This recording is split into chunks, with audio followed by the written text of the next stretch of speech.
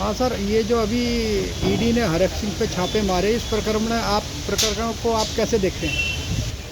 भाई बहुत अच्छे ढंग से, बहुत अच्छा नज़रिया है कि भ्रष्टाचारियों पे छापे मारेगी।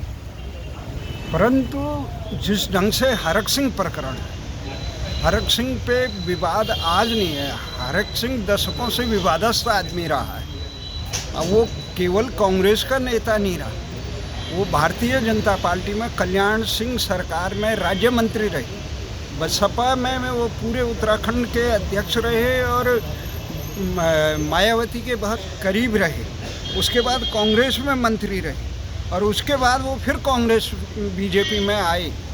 तो ये मामले चल रहे हैं वन विभाग की घोटाले का प्रकरण, हर घोटालेबाज पर ईडी के छापे पड़ने चाहिए। पर छापे राजनीतिक दल अपने पराये को छोड़कर तमाम भ्रष्टाचारियों पे छापे पड़ने चाहिए। और जहाँ तक लोकतंत्र की बात है, उत्तराखंड में जनता के हितों की बात तो कोई पार्टियां कर ही नहीं रही है। अभी हाल में उत्तराखंड में जो सरकार ने, धामी सरकार ने समान नागरिक संहिता की बात कही, उसमें कानून सदन में बनाने के लिए रखा, तो बहुत अच्छी बात है। देश में बनना चाहिए, केवल ये भागों में नहीं बनना चाहिए कि उत्तराखंड में अलग, झारखंड में अलग, उधर दूसरे खंड में अलग। हो सकता है कि उनकी परिस्थितियों के हिसाब से कुछ अलग बने, पर ये समान नागरिक कानून बनाना केंद्र का मुद्दा और उसका भी स्वागत। परंतु उत्तराखंड की जनता तो मांग कर रही है कि भू कानून का, राजधानी गैरसैंण का, मूल निवास का, जो हिमालयी राज्य है, जो वहाँ की तत्काल समस्या है, उन समस्याओं को समाधान करने की जगह सरकारें अलग ही बीन बजा रही है। वहाँ गीत चल रहे हैं, पूरी जनता सड़कों पे है कि मूल निवास, भू कानून, राजधानी गैरसैंण बनाए। अंकिता भंडारी के हत्यारों को, मुख्य जो हत्यारा है जिसके लिए ये हत्या की गई, उसको कटघरे में ले आया जाए।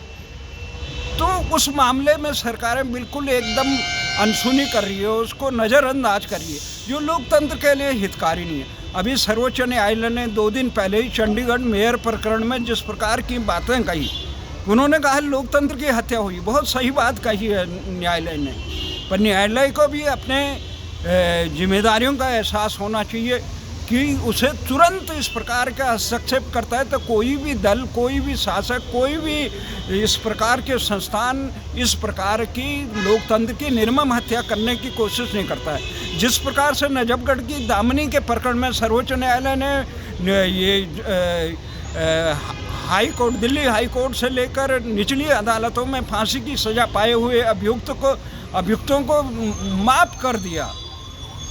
उसके बाद अभियुक्त ने माफ़ होने के 1 महीने के अंदर ही एक निर्दोष आदमी की हत्या कर दी। उस पर भी सर्वोच्च न्यायालय को अपनी जिम्मेदारियों का एहसास होना चाहिए कि कातिल कौन है, उनको सज़ा कैसे मिलेगी।